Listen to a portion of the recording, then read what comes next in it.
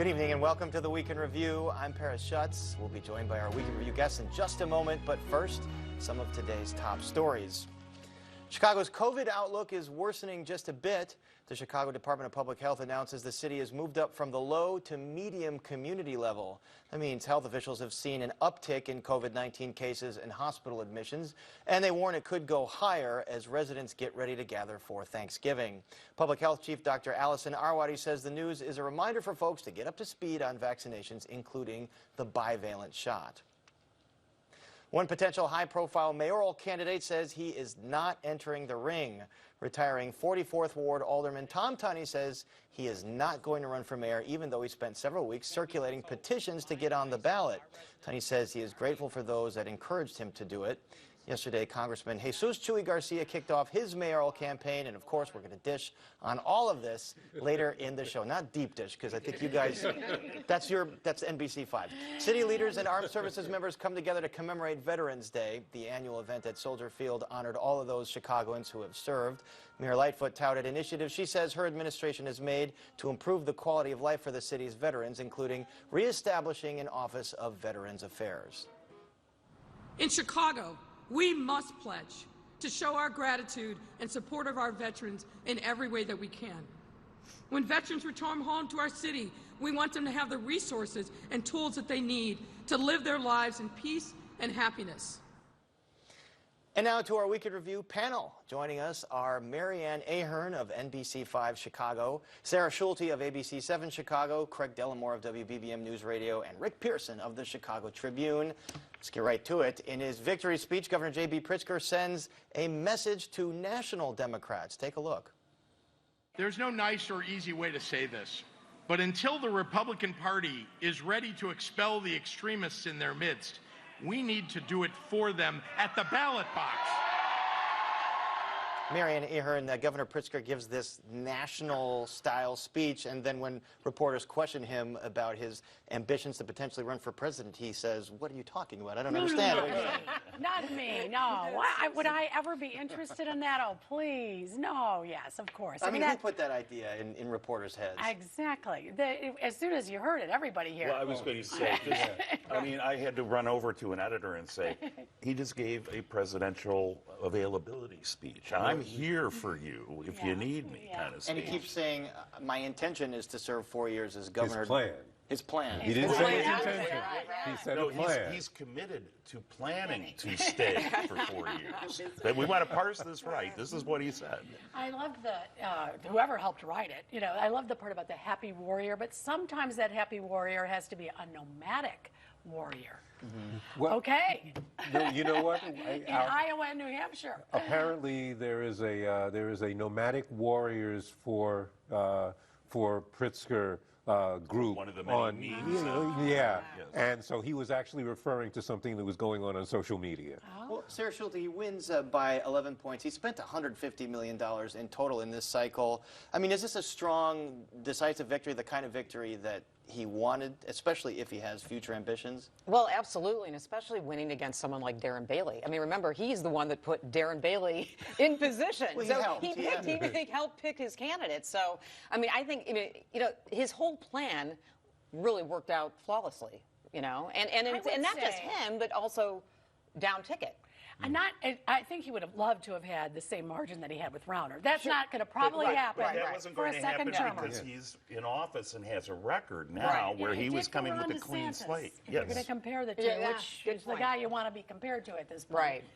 DeSantis won 20 points. Yeah, 20 points. At the same time, you had Darren Bailey and his own campaign, but then this PAC, People Who Play by the Rules, funded by Dick Uihlein to the tune of about $53 million, run by the radio personality Dan Proft. What did they get for that $53 million? A lot of press.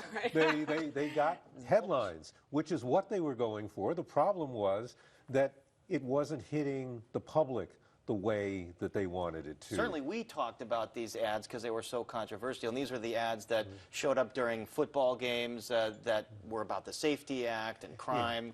And besides the ads, you had the newspapers that looked like newspapers that were really ads going into people's homes. But because we were talking about it and reporting about it, people knew that this was a tactic. And once you take that away, then they're not as scared. The sad part was not everybody knew those newspapers were fake. That's true. Yeah, absolutely. And in this era of misinformation and the slanted, sometimes overtly racist appearance in these newspapers to try to dampen down, suppress the black vote, what I think Dan Proft got what he wanted. That's it. Bottom line, attention. Well, why do you think they didn't make more of an impact with voters? I think kind of what Craig was just talking about. That I think voters were turned off by it. Yeah. I mean, I think that's what I think what's kind of happened nationwide too. I think voters have been turned off by some of this real extremism. The toxicity, but also those ads focused almost entirely on crime when polling said inflation, the economy was the #1 issue. Well, also, too, remember, that crime theme has gone from before the primary. You had Richard Irvin running crime. And they did Monday morning quarterbacking saying perhaps we should have focused on the economy and not crime. Right, but still you had the viewers have been fed the steady stream of crime, and I think after a point, it just washes in one ear and right out the other. That's what limited Pritzker's win. Those who did say, okay, I am more worried about crime, did vote. 11 points versus the 16 or 18. At the same time, all the state's constitutional offices went Democratic, and they weren't really close elections. In a midterm, when historically the party in power suffers. No money. They had the down ballot didn't have any money. I think the Dan Brady, Alexei Giannoulis could have been a more interesting race I think we were all looking for that to be an interesting race. If he had had more money. Right. Yeah, I think the other problem is that the crime issue just wasn't really resonating with voters as much, not just because it had been going on so long, but I think you weren't hearing actual plans from the Republican side. All they were saying is, we're going to change things, but at no point did Darren Bailey say, here's what I'm going to do. He just said, I'm going to do something different. They were effective in the sense that we all now know about the crime bill that maybe we did not understand before, and that the cash bail has raised such a question. So in that respect, those ads were effective. They forced Democrats to say, we're going to go back and tweak this in the veto session. I don't know how much they really will now that they have this mandate. Well, but it's not just those constitutional offices, Marianne. It's the state Supreme Court. It's the local congressional races that a few thought might be up for grabs. Right. Clean sweep for Democrats. And the legislature, the House expanded its majority. House and Senate. Again, in an off year, what went wrong for Republicans in Illinois? Well, I think because they latched on to extremism and to the far right. And I think that, especially suburban voters of Chicago, they're not far right voters. These are moderate Abortion voters. rights outweighed. Absolutely. I mean, DuPage County elected a Democratic chair of the DuPage County Board. That hasn't happened in recent memory, and there's never been a woman before, and there will be now. So you have a Republican at the top of the ticket in Darren Bailey from downstate running a regional campaign and trying to sell it to the suburbs after you've called Chicago a hellhole. You also had Republican candidates down ballot distancing themselves from Bailey. Trying to, but they had no money. You had Darren Bailey, who was front and center, selling an agenda and an ideology that is completely the opposite of what the suburbs are. And the suburbs were key here, as they always are, and suburban women the key. But if you also took a look at, Pritzker won the collars, as he did, except for McHenry last time. But now that purpleization of the once Red Rock Republican suburbs, that purpleization is going, yes, you got DeKalb County now, you've got Kendall County now, all went for Pritzker. DuPage, Pritzker won by 18%. DuPage would have been County, unheard of 20 years ago. Right. Well, but this is not your father's DuPage. This is not your father's suburb. It's not your father's Illinois. Right. Exactly. No, I mean, it's slowly changed in the last 10 years. Outgoing Republican House Minority Leader Jim Durkin says, this is not your father's Illinois GOP. He's saying that they need to get back to more moderate voices. They can't be to the far right on things like abortion or guns. Is the party going to listen to him, Marianne? Well, we'll see when they choose their next leaders for the party, but I think that's going to be a fight in itself because that is, guess who votes in the primary? and the how base. Darren Right. Bailey got elected. Right. And by calling Chicago a hellhole, he was speaking to his own choir. Right. That's what I mean. That's You regional know, base. right? Right. He didn't. No one up here would ever accept No, it'll be that. downstate that will be Yes, picking the yes. next, you know. Yeah, and that's Yes. the problem. You're going to still have that divide that's been there since Jim Edgar and before, where they're fighting each other. And, you know, let's... So when it can a leaves Jim Edgar or George Ryan type Right. get elected Right. again? Yeah, Well- you can't get out of the primary unless you're skewing right. I did talk to one never professor win. from downstate who said the only way that you could find a viable statewide Republican candidate these days is to have 3 or 4 Darren Baileys run against each other to split the vote. ticket and have a more like Mitt Romney type rightist to center right. Or have someone candidate. like Bruce Rauner, who just funded the whole thing Well, himself. and- They need a and- self-funder. and Bruce J.B. Rauner- Pritzker's a self-funder. in Yeah, Democrat Well, that Party. is. Yes. And Bruce Rauner was a blank slate And too. what's going to coming happen in. when that money is not around? You know, When the wow. Pritzker money yes, or- yes. I mean, because think about it. Pritzker Oh, didn't my just fund goodness. himself. I mean, Yeah. He funded the party. The, He the funded the entire party. party in every Oh, race in my it. goodness. What Well, the about Republicans found that out when Bruce Rauner left. Right. He funded their party, and then he's in he's in Florida, Florida, and there's yeah. no more money. Well, I mean, the money this cycle came from Ken Griffin, who's also now in Florida, and that- Dick Uihlein. So where does the Illinois GOP turn now? Well, they've either got some if- soul searching for sure. Right. I mean, if they don't have the money, they're going to. I think that Jim Durkin's right. They're going to have to find some moderate candidates, especially if they want to win Cook County, and the surrounding counties. I think there's one result from Tuesday that we still don't know the outcome of. That's the Workers' Right Amendment that would make it pretty much impossible for the state to pass any anti-union legislation going forward. Is it still too close to call at this point? Technically, yes, because there are 2 ways to win. The first is 60% of the vote of the people who are voting yes versus no. That didn't happen. It's only 58%.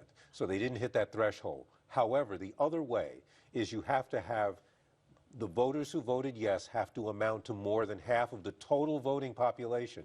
Now, I talked to somebody this evening who said, we have run the numbers and we believe we got 52% of the total vote. That's because there wasn't that much drop-off between the people who were voting. People weren't So people didn't leave it skipping the blank. question. They didn't leave it I was blank. wondering- I'm shocked I'm because shocked on too. my ballot, I was. You read the whole thing, and it's like, Excuse me? what is It was the this? I knew first to look thing. for It was the It very was- first it thing was on the right, ballot. right. I still found it confusing to read. The way where it was written was Yes. confusing. Well, I think one thing that added to that confusion was you used to be able to get a pro and con pamphlet in the mail that the Secretary of State would send out with the pro arguments and con arguments on constitutional amendments. This time, you got a postcard with a lengthy URL that you're supposed to type into your computer, while you're looking over a glass. I mean, nobody's doing that, Well, then you've got, the judge ratings on another window Right. on your Yes. phone like that. There's a lot of homework voters have to do when they go, so we'll have to see the outcome of that one. Nationally, Marianne, the finger pointing is going on again in the Republican Party. History says they should have done a lot better than they did last night in the House, in the Senate, and some of these governorships. Where should their fingers be pointed? Well, we saw what happened with the leader of the DCCC. He didn't even win, Sean Maloney. lost. Yeah. Right, I mean, right. And I think you go back and point, isn't it interesting that several of the races were in the state of New York? If those had won, Right. they would have been in much better shape. Well, there was states where Republicans did well, Florida, New York, but then it seems like in the rest of the country, Democrats outperformed expectations. Well, when you look at it, and this is also a factor here in Illinois, is the Trumpism. Right. Yeah. And that's kind of an overriding factor. In Pennsylvania, I'm reading about how the Republicans in Pennsylvania are just tearing their hair out because of Trump's late efforts to dictate who candidates should have been and that ended up winning the primary and how they ended up failing. And that's just one example. There are lots of examples around the country of Trump candidates that did not make expectations. Well, and I think the Dobbs decision did play a role. And I think people everyone thought that the Democrats were probably overplaying their hand going into the election on that, thinking that wasn't going to be the case. But I think it really did make a difference. It got women out to vote in a lot of these states. For sure. So maybe that overtook the economy. Well, and the- inflation is the well, thing number about- one concern of But the thing about that independents. is, we're in a weird recession because yes, Unemployment is good. that is Right. it. Right. And as long as people are working, and yes, nobody likes paying the higher prices, and they're having to stretch the dollar. Everybody understands it. But if you're unemployed, if we are in a period of high unemployment, that's where things could have been vastly different. Well, it seems like nationally you have Republicans in two camps. The folks that are more favorable to Trump pointing their finger at McConnell, Mitch McConnell, everyone else pointing their finger at Trump. It seems like louder than ever saying that he needs to step aside, but I don't think he's going to give away that crown that easily. We'll see what happens on, Tuesday? Yeah. Is it Tuesday? He doesn't care. Right. No. And, I mean, here again about wanting attention. This is Donald Trump. But It's it was about him. interesting on Tuesday of how quickly some of these Republicans were abandoning Trump. I mean, they were. But some of them did after January 6th, and they came right back. Right. Yeah, that is true. Give him a little time. How does it play off? I mean, you have Rupert Murdoch's newspapers basically telling him, get out of the way. The New York Post, Wall Street Journal. Dumpty, yeah. Right. So is there going to be a war here, or are they eventually going to come back home? But the question is, if Rick DeSantis didn't do so well, I mean, I think that also played a role on how some of these Republicans are feeling about Trump at this point. He is still the core of the voters in the Republican Party is Donald Trump, and people can. And would you say the same for Biden? I don't think so. No. Well, when you look at the I won't say exit polling, but when you look at the AP survey of voters, and it's like they don't want Joe Biden to run again. Right. And when will the Republicans come to that conclusion? I mean, maybe they won't. But I don't think they do, because again, he is still the core of that Republican Party from the voter standpoint. Well, still from the voter standpoint. A lot of these national races still to be determined. They control the Senate and the House, both up in the air right now. But let's bring it more locally. After weeks of speculation, Jesus Chuy García made it official, announcing his bid for mayor just one day after winning re-election to his congressional seat. Take a look. Together, let's get Chicago back on track. Together, let's build a Chicago for all. Marianne, all these progressive groups like the Chicago Teachers Union that had backed him in 2015 already cast their lot with another candidate, Brandon Johnson. So who's Chuy's constituency going to be? Well, he's still going to reach out to some of those unions. I did get to interview him, and we talked about that. And he said, I want my homies to come back. Don't worry, I'm working on that. So not every union, but yes, some of the unions. Maybe they're thinking, wait till the runoff, and more will come our way if he is lucky enough to get into the runoff. But they weren't going to wait for him. How about Delia Ramirez, who would not have gotten her seat in Congress without Chuy García? She had already endorsed Brandon Johnson. She went with Brandon as well. But, remember, the unions, SEIU and the Teachers Union, obviously incredibly strong unions, but they weren't very successful in the last two mayoral elections. They backed Toni Preckwinkle. She didn't win. Right. They backed Chuy when he was in a runoff against Rahm. So, It may work to his benefit. Yeah, it could. Exactly. Yeah, that's a good point. Meanwhile, Mayor Lightfoot has trade unions behind her, although there are scuttlebutt that she's having trouble getting enough signatures to get back on. Any truth to that? I don't know if it's entirely true, but we have been hearing those rumors. And frankly, even if you're trying to get those signatures, having rumors like that hurts you. I have seen people circulating petitions for the mayor who were getting refusals on the CTA and other places.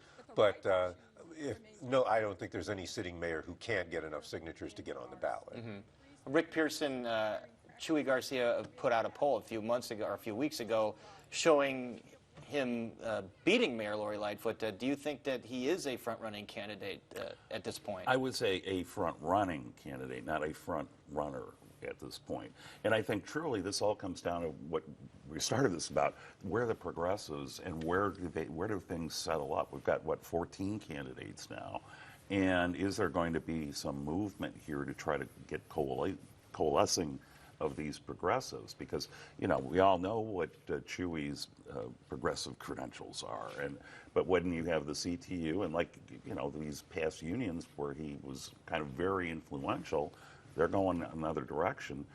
Something's going to have to shake out here. And where is Chuy's money going to come from? Right. That's the other thing. He can't use his federal money for a state election. Right. So all that his and let's recall where he was Tuesday morning at 7 a.m., who he was shaking hands with at the pink line stop other With than Governor Pritzker. Governor Pritzker. Although And Pritzker that- makes the point that he was out with a lot of people that Well, day.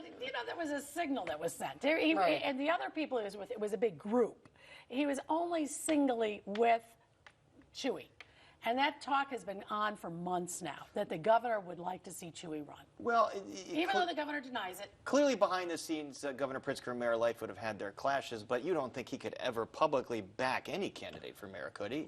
He's got to work with whoever wins. Well, that was his message just the other day, was that I'm not getting into the mayoral race. And if you believe that. I Right. no. But the point is, his money can somehow make his way Yeah. into the 100%. There would have to be He's already different- funded the Democratic Party Right. of Illinois. So- But I mean, that's why And I that's can what hear Chuy him needs. say that versus you know how things work. Right.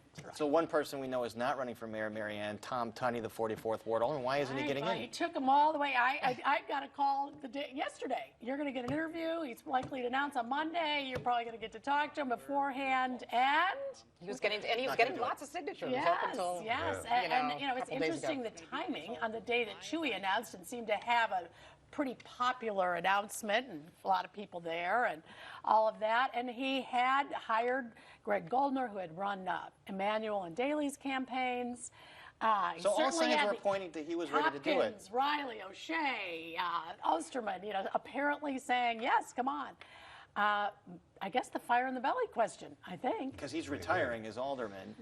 It will be interesting to see, though, what happens to that constituency. I mean, those voters, the lakefront liberals. I mean, they originally did support Lori Lightfoot, Well, I and wonder if now he- they're As did kind he. of, He might have been a and so pro-business did- right, and so did candidate. he, too. He owns a business. He runs a business. Yeah. Who's the business community get behind?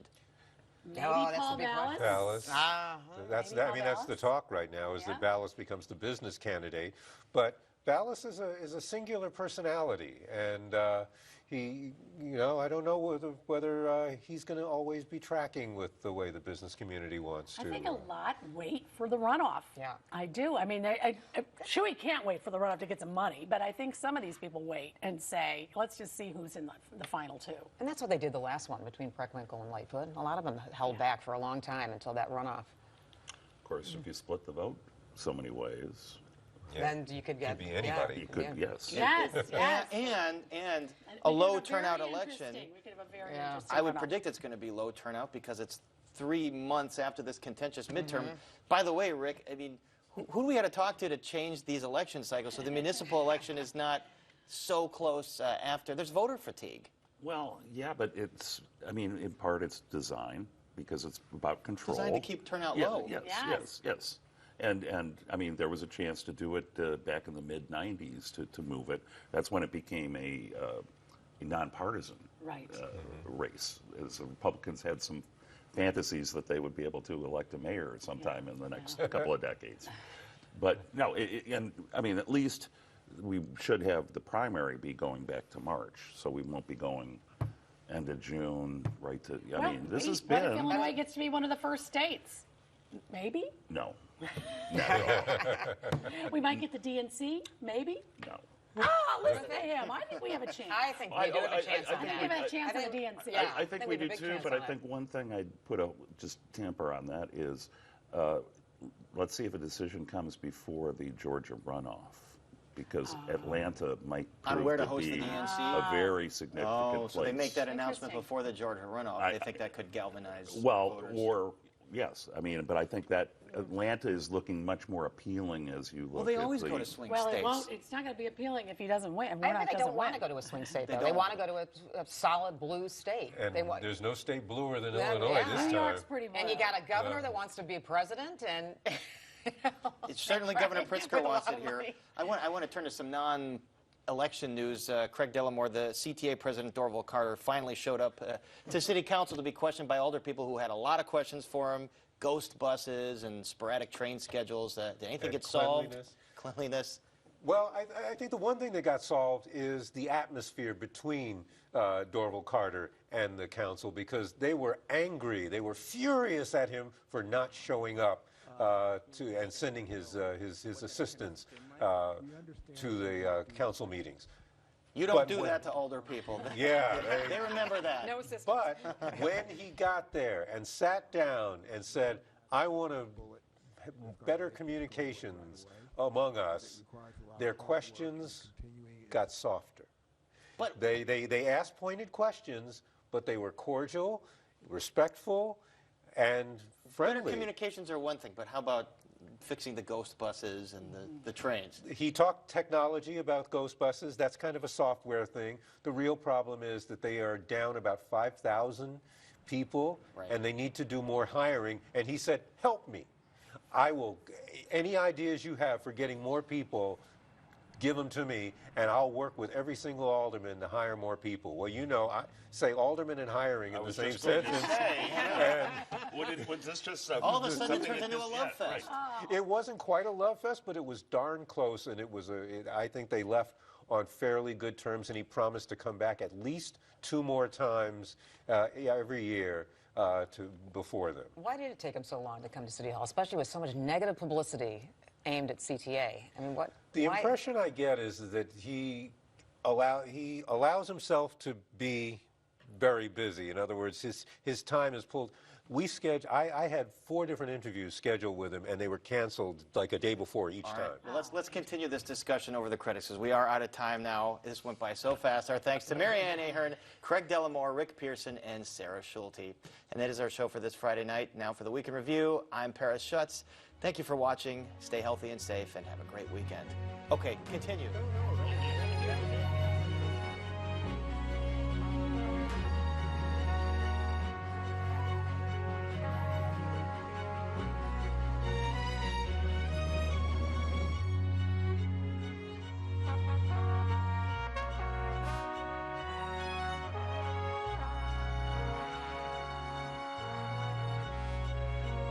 Closed captioning is made possible by Robert A. Clifford and Clifford Law Offices, a personal injury law firm pleased to give back to the community through numerous charitable initiatives.